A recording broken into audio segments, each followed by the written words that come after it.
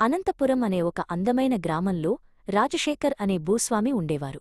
ఆయన చాలా ధనవంతుడు, కాని చాలా కఠినమైన స్వభావం కలవాడు. ఆయనకు ఒక పెద్ద తోట ఉండేది. ఆ తోటలోకి ఆయన అనుమతి లేనిదే ఎవరూ ప్రవేశించేవారు కాదు.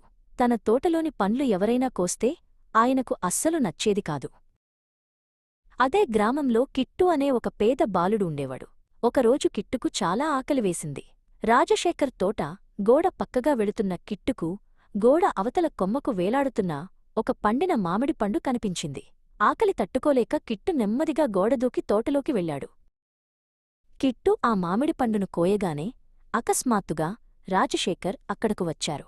కిట్టు దొరికిపోయాడు. రాజశేఖర్ కోపంతో, ఎవరు నువ్వు? నా అనుమతి లేకుండా నా తోటలో ఏం చేస్తున్నావు? దొంగతనం చేస్తున్నావా? అని గర్జించారు. కిట్టు భయపడి పారిపోకుండా నిలబడి వినమ్రంగా ఇలా అన్నాడు. క్షమించండి అయ్యా, నేను దొంగను కాదు. నాకు చాలా ఆకలిగా ఉంటే ఈ పండును కోశాను. తప్పు చేశాను, నన్ను శిక్షించండి. కిట్టు నిజాయితీగా తప్పు ఒప్పుకోవడం చూసి రాజశేఖర్ మనసు కరిగింది. నీ నిజాయితీ నాకు నచ్చింది. ఈసారికి నిన్ను వదిలేస్తున్నాను. ఈ పండును తీసుకెళ్ళు అని చెప్పారు. కొన్ని నెలల తరువాత గ్రామంలో పెద్ద జాతర జరిగింది. గ్రామంలోని వారందరూ ఆ జాతరకు వచ్చారు. రాజశేఖర్ కూడా తన చిన్న కూతురు శ్రావణితో కలిసి జాతరకు వచ్చారు. శ్రావణి రంగురంగుల ఆటబొమ్మలు, మిఠాయిలు చూసి ఎంతో మురిసిపోయింది. జాతరలో విపరీతమైన జనం ఉన్నారు. ఒకచోట తప్పెట్లు, తాళాల శబ్దానికి అందరూ ఎగబడ్డారు. ఆ తొందరలో శ్రావణి తన తండ్రి చేతిని వదిలేసింది. ఒక్క క్షణంలో శ్రావణి జనాల మధ్యలో కలిసిపోయింది. తండ్రి కనిపించకపోయేసరికి శ్రావణి ఏడవడం మొదలుపెట్టింది.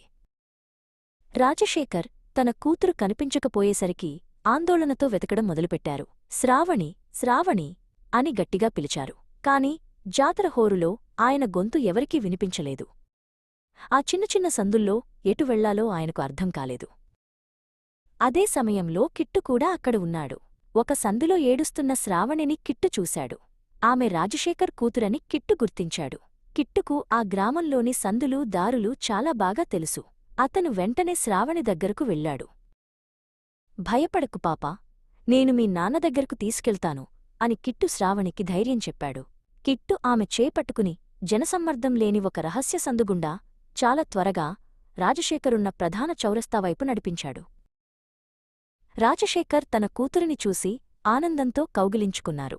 కిట్టు చేసిన సాయానికి ఆయన ఎంతో కృతజ్ఞతలు తెలిపారు.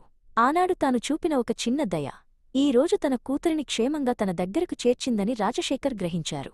ఆ రోజు నుండి రాజశేఖర్ అందరితో ప్రేమగా ఉండటం మొదలుపెట్టారు.